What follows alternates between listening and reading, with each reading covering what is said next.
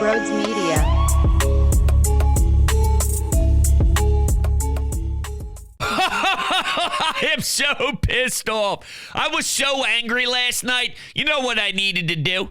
All right, after that Phillies-Giants game and watching disgusting, awful, pathetic umpiring behind the plate, I had to go outside, relax with an Amelio cigar because I couldn't take it. All right, it was getting me so angry. I was losing my mind. I needed something delicious. I needed something beautiful. I needed something made at the Fabrica Oveja Negra in Nicaragua. I needed something with old school roots and new school attitude. Okay, I needed the only cigar to smoke on planet Earth, and that's an Amelio cigar because the umpire behind the plate was flat out miserable. My neighbor is a big cigar smoker.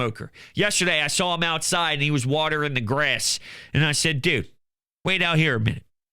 I brought him over 4 or 5 Amelio cigars. I said, on me. He goes, Amelios? You got Amelios? I love Amelios. True story. I'm like, dude, don't worry about it. I got you. Should have seen the smile on his face.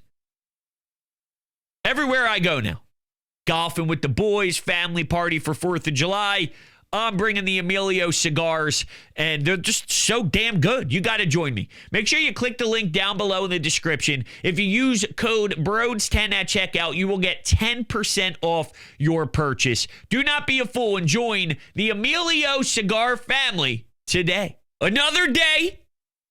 Another great starting pitching performance after having to battle, may I add, from Christopher Sanchez.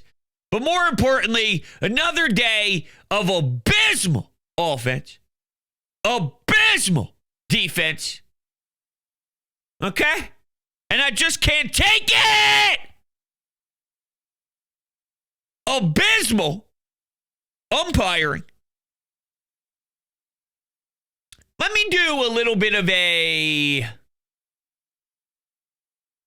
This is what I would do if I was at the ballpark type situation. I want to play it out like it's theater, okay? Here I am. Now, this would probably be a nice beer, but instead it's a cup of coffee because I'm recording this in the morning considering it's the West Coast swing. All right, so here we go. I'm at the game. Here we go here, kid. Here we go here, kid. Here we go, kid. Here we go, Bruce. Here we go here, Bruce. Oh, what the fuck, Cuzzi? You fucking suck. Fuck you. Boo. Boo. You fucking piece of shit. Fuck off. That's how bad he was. Kyle Schwarber had to deal with it. Kerkering had to deal with it, although he hit a few batters. The fact that Rob Thompson just stared, didn't move. As much as I give Rob Thompson a ton of credit for being a good manager, and I believe he's a good manager, what he does lack is fully on display last night, or was on display. It was just sitting there and allowing his team to get bent over. It's allowing his team to get crushed and annihilated with piss poor, controllable crap behind the plate. And I didn't want Bryce to be the one to get tossed because he's already in a funk. Because he's already in a bad spot. He's not at the best of his capabilities right now. And if he was to lose his cool, I could see that being spun where this guy's out of control right now. This guy's losing it mentally. He's breaking down. He's so frustrated he can't keep his cool. That would probably be a storyline. I'd wonder it. I'll put my hand up.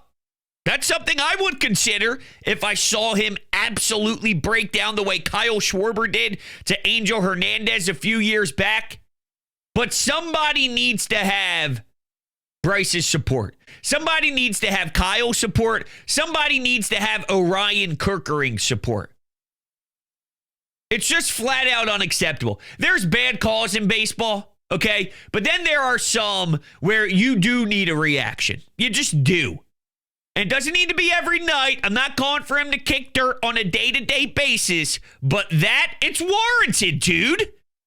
How can you possibly sit there and then give some bogus answer after the game? I didn't see it in real time. Yeah, you got 4 guys on the staff, whether all the way up to the top of the dugout, bark and go, yo, what the fuck are you looking at? You got Kyle Schwarber in the background pacing up and back because he's a little ticked off. I mean, these pitches, too. Cuzzi, bro, the ball, it's 8 feet high and outside. Or it's 6 feet off the plate down low. And the ones where Kerkering is just threading the needle constantly on the left corner. I kept hearing the phrase, he's getting squeezed. No. Squeeze would be where it's a 50-50 call. And they have a tight strike zone, and hey, getting really squeezed on the corners. This was the entire ball is in the graphic of the corner. Now, what I don't want this to do, and it already kind of is, considering we're 5 minutes into the show, and I've stressed my frustration about how Phil Cuzzi needs to be in jail for life. No food. No family. I'm sorry. It's my rule.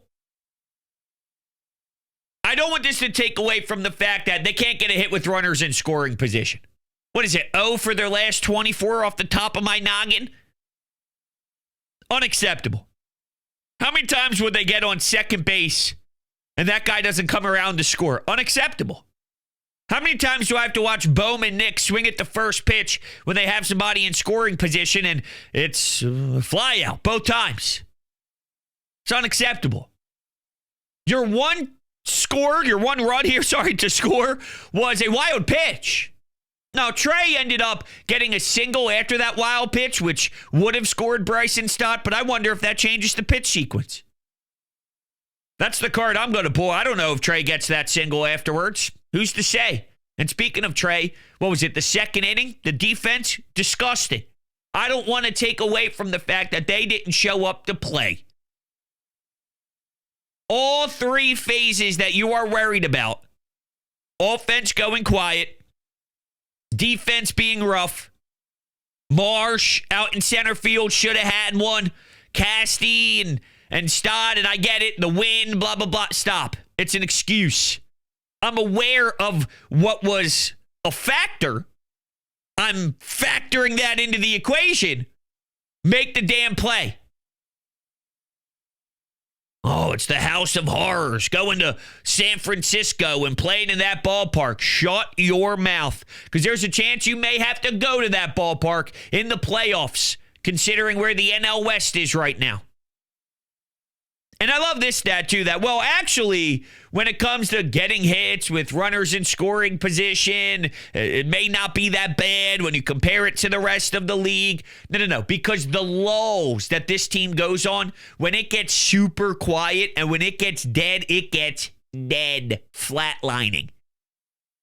So what that tells me is, yeah, when they do well, they do well. But when they do bad, they do bad. They're extremely, extremely hot and ice cold. And you can't survive in the playoffs when you are this extreme. It's too up and down. And they manage to rebound from some of these efforts by winning 6 of 8, by doing things of that nature. And even some of these games that are scrappy like this, they do find a way to win. We saw it happen against the Reds. It's 1-1. Everyone hates them. They had so many times with bases loaded, and then here's a home run in the 8th, and you win 3-1. So they do find ways to win ugly in these non-offensive efforts. But I got to imagine that stops them from winning a championship. It just will. And you got guys working their ass off as starters every single night. Every night you get this. And Sanchez by all means, didn't even have his best stuff. And he's still able to go 7 strong. Did you see his pitch count in the early frame? You take a look through 2 innings, he's at 45. You look at when he hits the 60 mark, and you go, oh, crap, with Taiwan on tomorrow's night's game, or I'm recording this in the morning, so tonight's game, I guess you'd say, the whole thing, this might be set up for a disaster in San Francisco, knowing that you may have to pull Sanchez out of here after 5. But he gives you an extra surge. He locks in. Nobody else has the support. Now let's get to Orion Kerkering. It's a shame because he struck out Chapman 7 times in one at-bat, which I didn't think was even humanly possible, but we witnessed it. He did hit a few batters, though. And he's your most reliable player in the bullpen. I heard this stance, and I'm curious how it impacts you or how it affects you, how you internalize it.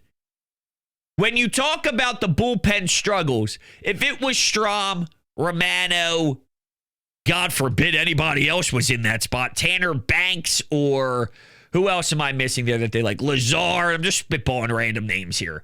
If it was one of those, then you would chalk it up to this is a real problem. But if it's Kerkering, and I don't believe this stance, this is just the stance I heard. Since it's Kerkering, you kind of say, hey, he's been so good. He hasn't allowed earned runs for a decent amount of time. He's had some solid stats. This is equivalent to someone who closes 10 straight games, let's say, have 1 blown save, and then maybe he could just get back on track. Like Orion Kerkering's not the problem. This just happens to be one of those nights. We can't look at our bullpen woes and apply it to Kerkering. That was sort of the style of take. If I'm explaining that right, I hope I am. For you guys to interpret, I get it. My brain's clicking, I think. I don't know if I agree. Because there is something that stops me from fully going in on Kerkering. I say it all the time. You have like a half a guy. And like, I believe in him because he's better than everything else. I don't believe in him because I want to believe in him. You know what I mean? And he's got some Brad Hand vibes going where on paper his stats say this. Yeah, but on paper, I watch Brad Hand on a day-to-day basis, and I know that his numbers do not tell the full story. There's just a wall with me with Orion Kerkering. And there was time where I was buying stock, and I'm higher on him than I definitely was in the beginning of the year, and he's definitely progressing and all that. But for me to say he doesn't factor into the bullpen woes is not true. It's not true. I disagree. The fact that he's your only reliable arm-ish as a half a guy is part of the woes. And then you saw the hit by pitches being a part of that, even though he gets screwed. But that Bryce Harper bat, I mean, that changes everything. Did you see the way he had to protect? The way he had to foul pitches off? Some of the pitches he was even swinging at? I mean, none of these were on the plate. And then you could talk about a completely different inning. Now, who's to say that they would have timely hits? That is a great point. I don't think they would have the hits that we need. But at some point, you got to imagine the numbers even out where it's your inning to do it. And what if you add first and second, no outs? What if you add first and second, 1 out, they get a single, now it's bases loaded, 1 out. I'm just spitballing random situations, but Bryce Harper could have easily been in a favorable count to get walked, okay? Or to hit a pitch. Now, it may not be with power. It may not be the extra base hit, which he is struggling to provide for us since returning to the IL. But just for the demeanor of that inning and for the feeling of that inning in a 1-1 game. I mean, that could change the world. That could change the outcome. And those pitches were so bad, so bad. We can debate certain pitches that are close. This is, the league has to look at it and make sure Phil Cuzzi doesn't have money on the game. We got to make sure he doesn't have a bookie that's texting him in between innings saying, make sure this is the outcome or else. That's how out of this world some of these calls were. And it was all night towards the Phils. That Orion, I keep talking about it because it's just like, what? But I'm more aggravated with the offense. The thing is, I see the offense day to day, so I know what the offense is. I see bad umpiring, but I don't see that day to day, which puts it in perspective on how truly awful it is, because I bitch and moan and complain about how stupid the umps are every day. So for it to be this extreme, you know how extreme the performance was. You shouldn't get paid. Should get paid for a year. You shouldn't get paid for 6 years. I think you should get docked your entire paycheck for 6 years for that egregious performance. But it's because I don't see it like that. Consistent. I see the offense like this all the time. I see the defense like this all the time. I see the bullpen like this all the time. I do. So I want to make it clear that everything baseball related absolutely 1,000% hits home and hits harder than Phil Cuzzi. And I think that's the bigger takeaway and the most important takeaway of what we watched in San Francisco for game 1. Is they can't hit the baseball to knock in runners. They can't get guys in scoring position and finish the job. They just can't. And that's going to be their kryptonite. And then it goes back to the same broken conversation that we had. Do you need arms? Do you need this? This being a right-handed power bat. Well, let me tell you something. There's too many holes on this team to be able to get everything you're looking for at the deadline due to the fact that Dave Dombrowski sat on his thumbs during the offseason and put yourself in this predicament. And it's one big circle that we constantly keep going through over and over and over again. I got a group chat, and there's about, I think, 2 of us that are this extreme on the harsh reality of who the Phillies are. And then there's about 5 others that are riding the, well, look at their record. They find ways to win. It may be greasy, but they're winning a lot. And when you compare them to other teams, just give them a chance. And I want what you're smoking. You know what I'm saying? I want the meth. That's not right. Drug abuse and drug problems are real. But I'm just trying to give you sort of a little insight here on how I think people are that for some reason actually believe in this baseball team. I don't get it. These are clear and obvious issues that aren't going away, that have been built into the fabric of who they've been for years now. Years. They're good. They're a good baseball team. Obviously, you're not going to win 90-something games consecutively, being an NLCS, a World Series, if you're just a vomit pile, a pile of vomit. There are good areas of your game. They are nowhere close to being good enough to win a championship. And we've been around winning teams and winning organizations enough in this town now, thanks to the Eagles, to understand what it looks like when there is some special things molding inside a clubhouse. That's not what's going on here. Max Kepler sitting down with Matt Gelb to say, I'm not happy. Nick Castellanos is getting into a fight with Rob Thompson. You know, Bryce Harper, you could tell he is not in a good headspace.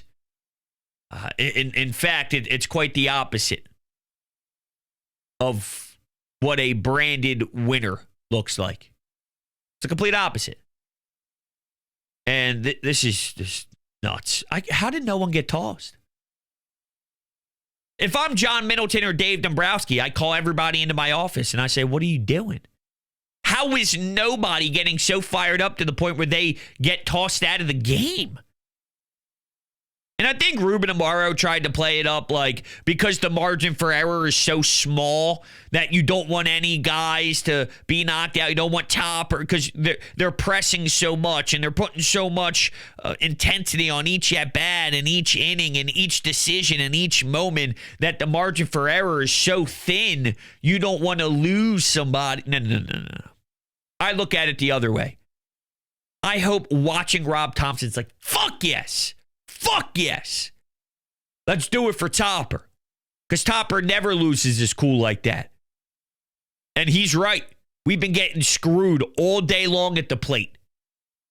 Let's get this one done for Top. Now there's urgency. Now there's fire. Now there's aggravation. Now there's something to prove in the moment. You can feel the rhythm. And guess what? If it ended in a loss, so be it. But I could at least respect the fact that he was willing to put it on the line for his group. And even if it's not Topper, this goes back to the Braves thing where Bryce Harper gets hit by Spencer Strider. You know, there were so many things that could happen. Someone could have jumped over the dugout, started barking. I don't care who you are. I don't care who you are. I needed to see some more. You know what I'm saying? I don't know what that noise was. It was supposed to be a snarl. It sounded like a lap dog. I have a lap dog, and I have a rescue, who I love very much. And guess what they have? A lawn to run on and appreciate every day with their tongues hanging out, smiling ear to ear, getting some fresh air, going to the bathroom. And that is, of course, because of my great friends over at Green Lawn Fertilizing, based in the Philadelphia area and best in market. Green Lawn Fertilizing are experts in New Jersey, Pennsylvania, and Delaware. They're so damn knowledgeable, it's not even funny. They've created their own custom blend. They just got done session number 5 at my house, treatment 5. It's been an awesome journey so far. Where my lawn started to where it is now, it's going through the proper progressions, and to watch it and admire it, it's amazing. It really is. And if your lawn needs help, and listen, fellas, you may think you know what you're doing. That's why you go to the experts. They educate you. They sit you down and teach you about each treatment and what it's going to do, how long each treatment takes, what it sets up for. So when the next treatment is intact, that's what's going to occur. It's so amazing. And they're giving you 50% off your first 2 treatments right now if you click the link down below in the description to sign up with my link. 50% off your first 2 treatments. It's a no-brainer. I've had a couple of people reach out to me and say, Brodes, I signed up with Green Lawn Fertilizing through you, and I just can't thank you enough. Thank you so much. Been a big supporter of the show. Been listening for a few years now, and we really needed to take a big step with our home, and we needed to create a little bit more of life in our front yard and backyard, and I can't thank you enough for giving us Green Lawn Fertilizing's information. I said, dude, don't thank me, man. Thank them. They're the one doing the hard labor. They're the one doing the hard work. They're the one coming out, meeting with you, and making sure they're aerating and doing everything they need to do to get you back on track. But I appreciate you headed in their direction because, again, it's a no-brainer to join the Green Lawn Fertilizing family today. All right, with that, let's take a couple of phone calls, shall we? Let's go to the Anytime Hotline. Brodes.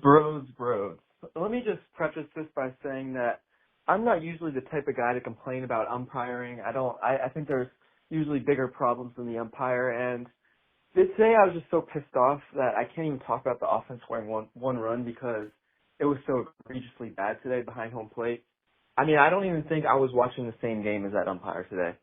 Just because, well, you know what? The inning that really infuriated me is the right word, was the 8th inning when Bryce Harper gets called on, I think, like 2 or 3 strikes that were about 1.5 miles outside of the zone. And I'm honestly surprised he didn't get ejected today, and I wouldn't have blamed him if he did. It was so egregious. But in the bottom of the 8th, Orion Kirkering throws 3 fastballs right down the cock.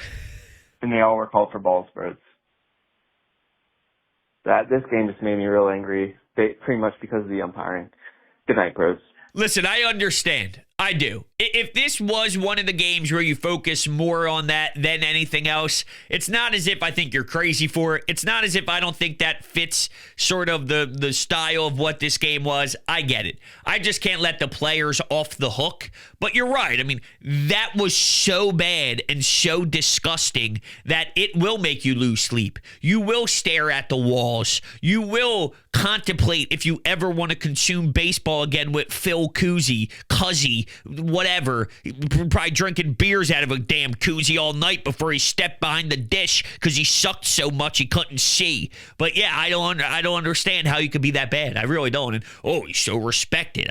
Come on, man. I don't give a damn how respected he was. He sucked. And look, if Bryce Harper was to lose his cool and get ejected, I wouldn't have had an issue with it whatsoever. I just wanted it to be someone else because I think it's easy to start really wondering. I give Bryce a lot of credit because it's hard to stay professional in that moment and then attach the fact that he personally has been in a really rough rut. So to keep your cool and keep your emotions in check as a superstar and keep it professional, knowing that you probably are close to cracking and very, very upset and disappointed on where your season is, I like that he could keep it cool because it's very difficult to keep it cool, whereas it's very easy to just lose it. I wanted someone else to do the talking for him, and I wanted someone else to have it register that we need to do that for him because Bryce is trying to put his professionalism on. He wants to do it. I'll take the anger out for him. And that's part of Rob's job. And I like Rob Thompson. I do. I like Rob Thompson. I think Rob Thompson is a good manager. But it's not cool and okay to pretend like these type of situations are non-negotiable. You sit there like a straight-up... I don't know how.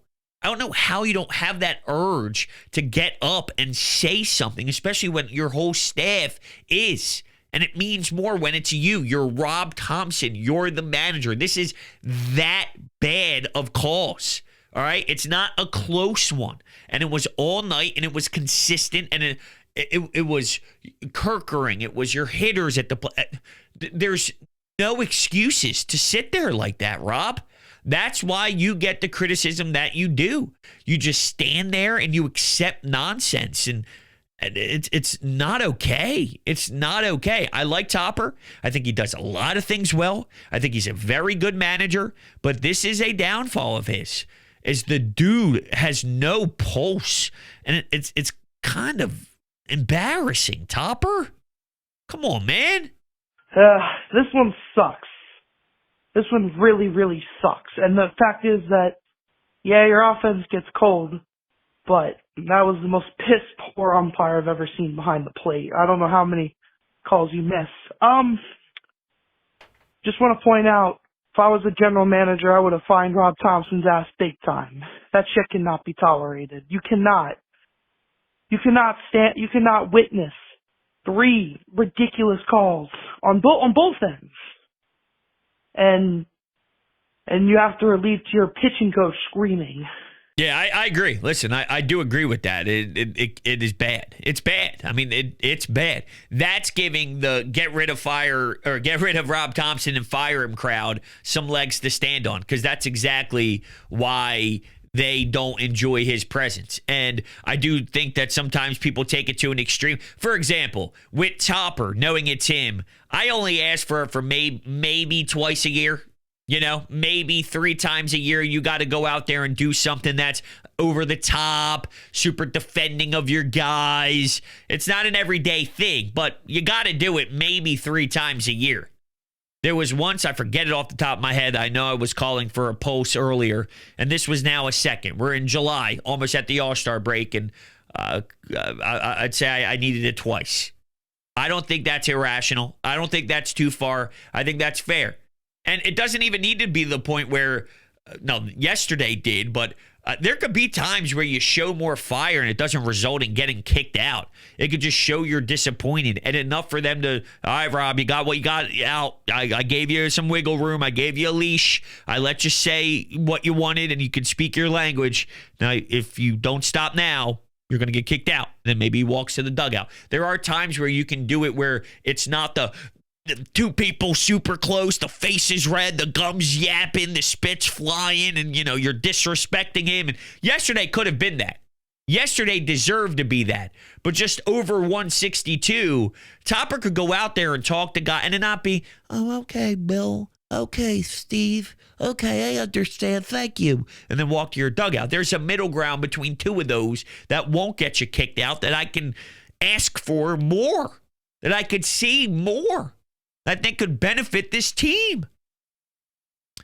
Let's take one more, and then we'll wrap things up here. This one sucks. Whoops, I just played that call. Here we go. That was the worst baseball game I've ever seen.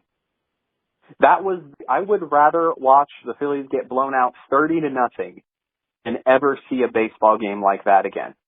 Now, Christopher, I guess I can't say that fully. Christopher Sanchez, it's a gem like he always does. Just didn't get backup from the offense, but it's not like it's completely their fault. Yeah, of course they forgot how to hit with runners in scoring position, but, hitting is really, really hard when, A, you're getting insanely unlucky with all your well-hit balls and they keep going right at fielders, wow. And B, you have an umpire who is performing so poorly that you unironically need to ask the question as to whether or not he was fixing this game. I don't think he was, but that is where we're at. That is the level that we're talking about. We're talking about an umpire who did their job so shoddily that you unironically need to stop and ask, wait a minute, make sure this guy didn't have money on this game. Absolutely disgraceful. This is a game I need to flush. And, oh boy, you know how it is, Brodes. I do know, but I will say I can't flush this because there's too many problems that I know is detrimental to this team, that flushing it allows for the team to get off free, and I can't allow the team to get off free. And I do disagree with the A where, you're so unlucky. There's nothing unlucky about going 0 for 24 with runners in scoring position over the last little stretch here. There's nothing unlucky about who this team is based off of roster construction and personnel. This team is far from unlucky being what describes them. They are fundamentally flawed. That's what they are, fundamentally flawed. It is difficult, though, it's not easy to put together productive at-bats when you don't know what the strike zone is. And balls are 8 feet off the plate and you got to protect. That I agree with, but unlucky I disagree with. And I can't unflush it. Or flush it, sorry. I don't unflush it. I don't unflush things. We can't flush this one, though. We must focus on the offense. We must focus on the defense. We must focus on the bullpen. Must. If anything, that needs to be highlighted more than ever before because all of it was on display in this game, except for your starters. What do you know? All right, that's going to do it. Thank you guys all so much for kicking it with me. I greatly appreciate it. You guys are fantastic. I love you. West Coast baseball, baby. Nothing like it. Talk to you all in the next one.